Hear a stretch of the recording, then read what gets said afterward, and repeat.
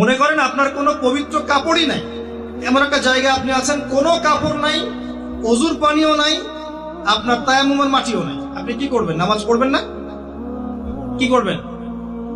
নামাজ আছে আপনার উপর ফরজ, আপনাকে এমন জায়গায় রাখা হয়েছে, আপনি অজুও করতে পারছেন না, তায়াম্মুমও করতে পারছেন না, কোনো সুযোগ নাই, এবং আপনার কাপড়ও নাপাক হয়ে গেছে, আপনি কি করবেন?